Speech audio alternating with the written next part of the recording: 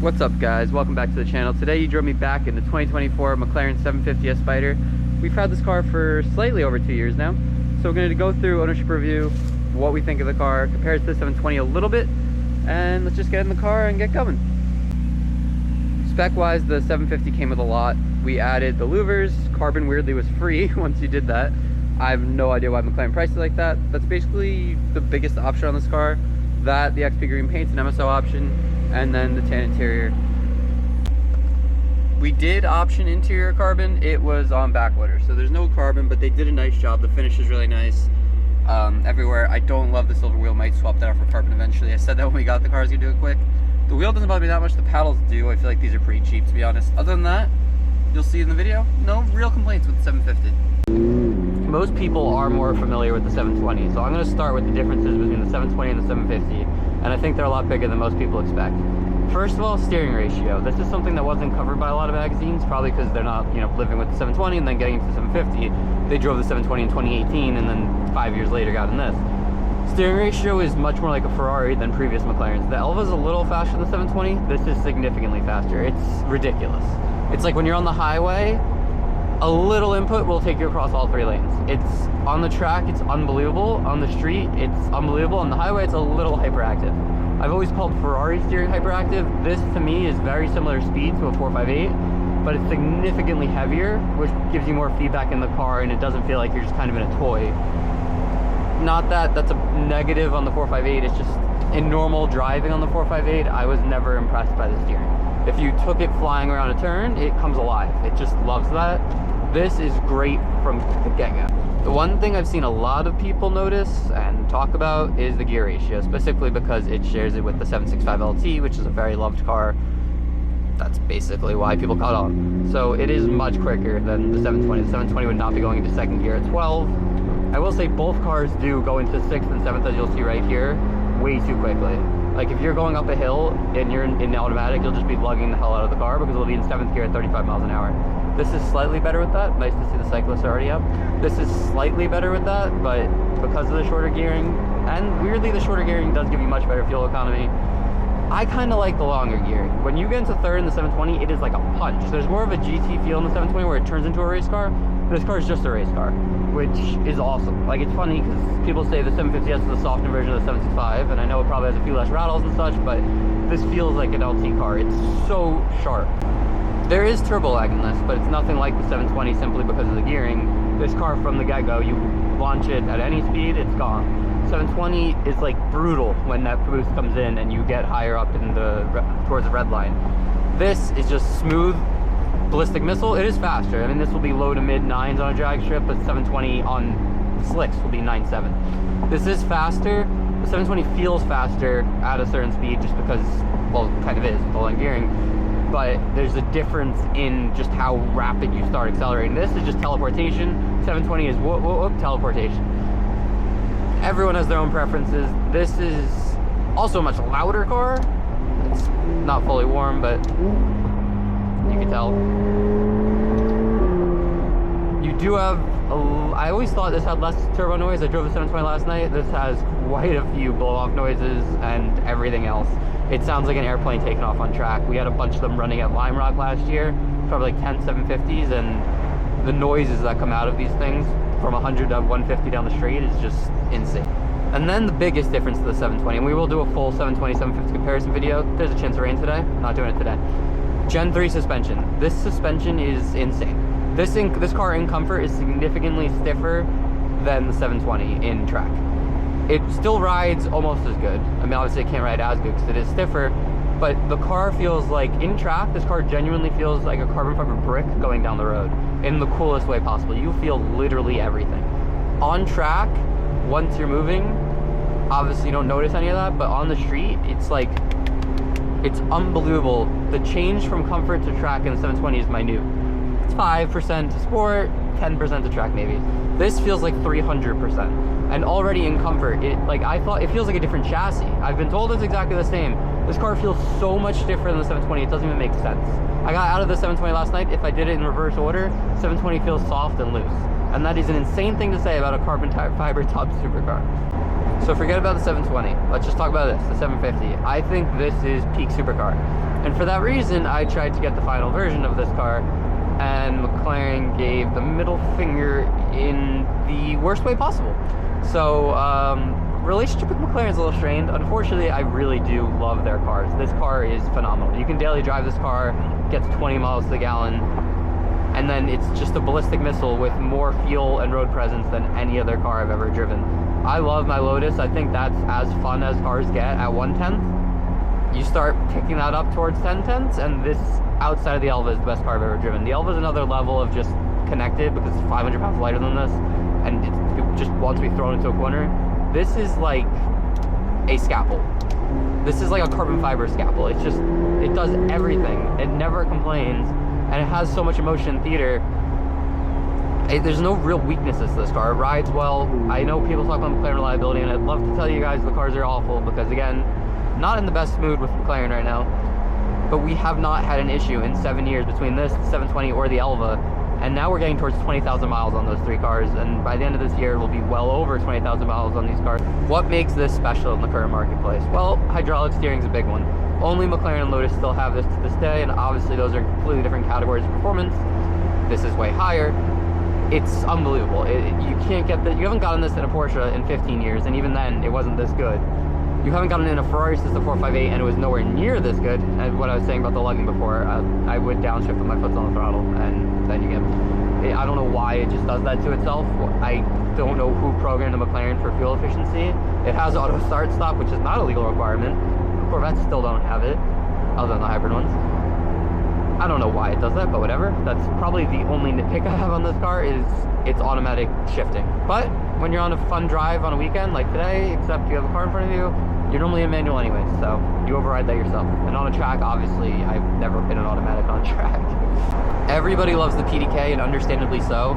The Spider RS shifts are so crisp. It's like the most satisfying thing just going through the gears in that car. Even just coming to a stop just for a third second. Unbelievable transmission. This is the only one I've ever driven that's better. I don't know what they did other than the gearing from the 720. If that's it, I have no idea why this transmission is so much smoother. And actually, the 720 is smoother, sorry. So much crisper. Each shift is just, and it's lightning. I don't even understand. This is the best transmission I've ever driven. That's obviously a dual clutch. I mean, manual transmissions are their own, have their own benefits. But this is, I don't understand what they did, but this is the best transmission I've ever driven. It's just so good. In sport mode, for some reason, they programmed a rough upshift in manual. No idea why they did that. I guess they were trying to find theater, like a single clutch, like an Aventador or Murcielago or Gallardo, whatever, 430. I don't love that. A lot of people do. In track, it goes away, so that's the easiest way to solve it. If you're driving hard, you put it in track, not sport. The 750 on paper does look a decent bit lighter than the 720, but partially because of the steering ratio and partially because of the stiffer chassis, this car feels like 200-300 pounds lighter than the 720, and it's not actually that much lighter, mainly because McLaren just gave you a lot of free lightweight options on the 750 to make it look lighter on paper. It's a very small difference in the weight between the two cars with equivalent options. Fuel lights on. Fuel lights on quite a bit in this car. If you've heard a 720, this sounds quite a lot better. It's quite a bit louder. The authenticity of that sound, some people have questioned. I would be inclined to agree. But it sounds really good. It doesn't actually sound fake. And it's not like an EcoBoost Mustang that kind of sounds like a train at times. I don't know. I like it. Once the car it's not even operating temperature. Once it's been running for like half an hour, it weirdly just starts popping constantly when you lift. We'll probably see that in a bit. Putting the car in track handling now, you might even see, you probably can see how much different it is just by the way the car goes up and down. This Gen 3 suspension is unbelievable. This is my favorite back road, and if you guys watch the channel, you know we normally do send it here, but it is a weekend, so let's see if there's anybody around first. I'm not trying to bother anybody and annoy them, especially cyclists. There's a pop.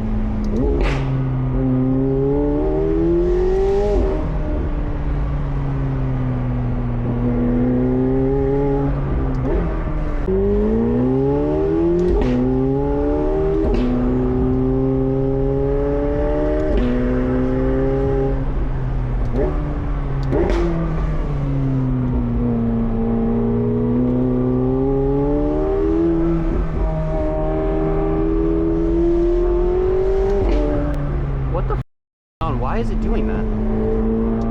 car does pop a lot, excuse me for the expletive, but it's not supposed to be doing that. I don't know. It's cool. This car just inspires so much confidence, even when you're wrestling it, even when you're fighting it on track or on the street.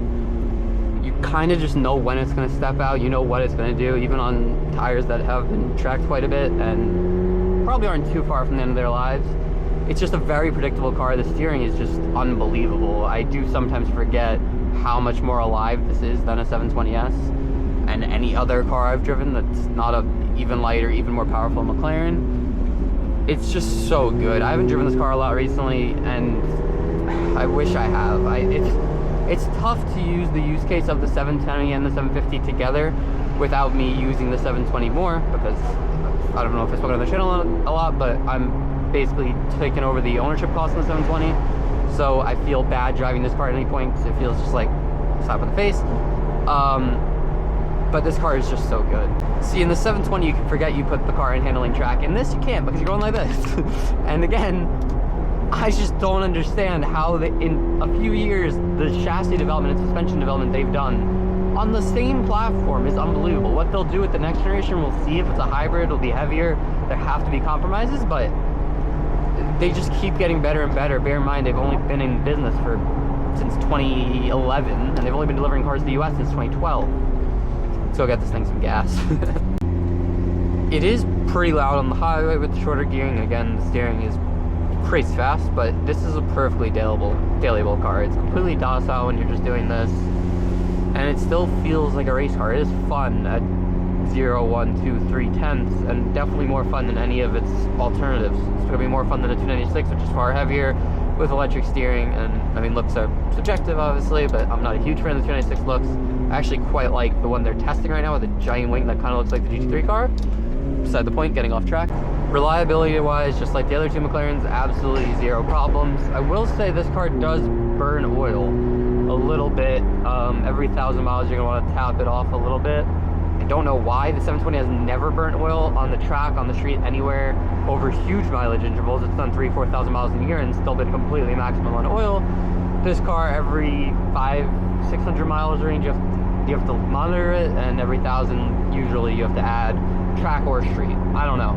It seems to be lining up with friends I know that have had 720s and now have 750s. They say the exact same thing. I don't know if they did something different to the motor. I have no idea, but that is something to monitor, and maybe long term hopefully isn't scary.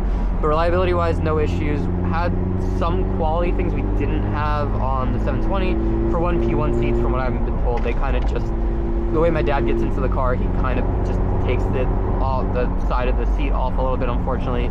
He's a bigger guy.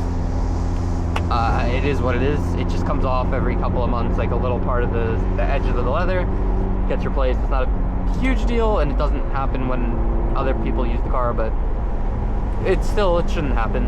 And I'll show you when we're done. There is a little piece on the right side of the car, just a little trim piece that came off on the track. It didn't fully come off, but it lifted up the glue. Other than that, nothing serious. It feels like a better built car than the 720, but again, had some quality issues.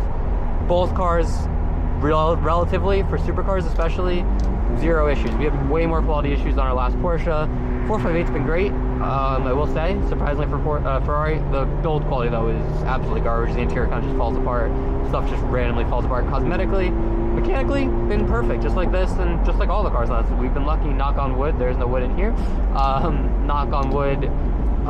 We haven't had reliability issues mechanically with any car really. Old Gallardo had a few check engine lights, but that was because the car thought it was an E-gear and it was indeed a manual. Doing this video, one thing that just makes me sad is I know this summer we'll do a lot of track days in the 720 and the Lotus, and maybe we'll do one in this, but this car is just so much more alive than the 720. It would be awesome to get this to like Monticello. Unfortunately, I know I told you guys we were gonna do a 720 Monticello video. Second I got to the track, put my helmet mount on, I put it on wrong and the camera fell and smashed into pieces. Got a new lens guard, all good now, but that's on me and that's why there hasn't been a video for a little bit. But yeah, this car's just so good. The disappointing thing for me is that I just don't drive it enough because the 720. I've been driving the 720 every weekend for the last year, and it feels wrong to just take this out because, I mean, neither of them are my car, but I'm paying all the maintenance expenses and ownership expenses, registration, insurance on the 720, so it feels like I'm stealing from my dad to take this car out. But every once in a while, it just reminds me how freaking good it is. It's the all-around most complete supercar ever made by a lot of anything I've driven. Ferrari, McLaren, Lamborghini. It does everything. It's so much more engaging than a Ferrari or Lamborghini, and it's just alive. Like it's like you and the car are one person. I say that with the Elva more than anything, and the Elva steering is better than this. There's like a delicacy to the wheel that this doesn't have, that nothing I've ever driven has. But outside of that, which is 5 times the frickin' price, this is just so good, and I'm excited to compare this to the ZR1 eventually. That'll be an awesome experience, and we'll see. I know the ZR1's much heavier, it'll be much less engaging. Chevy's electric steering is garbage, but it's so fast, it'll be an interesting comparison. I think it's the only thing you can really compare to this right now. 296 is a little faster than this, but you're losing so much, where the ZR1's significantly faster than this. I don't know. That's how I do the math in my head. One thing I will say, and I'll mention it more in the 720, 750 comparison video, it's just so strange how they moved around the buttons for no reason. Like the lift used to be on the stock here, was perfect. It's like really quick and easy. For some reason it's over here, which is the trunk open button on the 720. Auto stop, start stop is the launch button on the 720. That got confusing the last time I drove the 720. Even the oil and the coolant temperatures for some reason are swapped on this car interactionally to the 720. They just make everything more complicated for no good reason. I don't understand. They wanted to make it different, I get it, but honestly, I don't know. There's things I like more about 720 interior-wise. The tires are a little chilly, so we'll see how this goes. We might basically make this a second gear pull if I lift in first, but let's try it.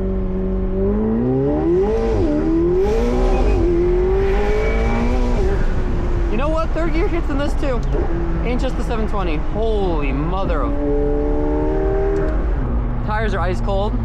Definitely spun a little bit, but it's a McLaren. So you feel everything, you know what it's doing, you're not going to let it go around, obviously, and the traction control wouldn't let you if you didn't know what you're doing anyways. And random pops for no reason. That's the 750 way. If I let off, pop, pop, pop, you probably don't hear that, but it's literally just popping at 2,000 RPM from lifting. What a car. What an absolute demon of a car. That's the best way I can describe it. The thing with this car is it can just be so many different cars in one. It's a demonically fast car, demonically capable, so engaging. And then you could shut that all off and just turn into any ordinary car. It just drives like a car.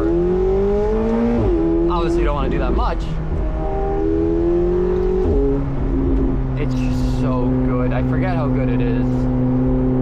It's a lot better than a 720S. A lot better than a 720S. And that pains me to say. And if anything, I'm biased towards the 720, but it's a lot better.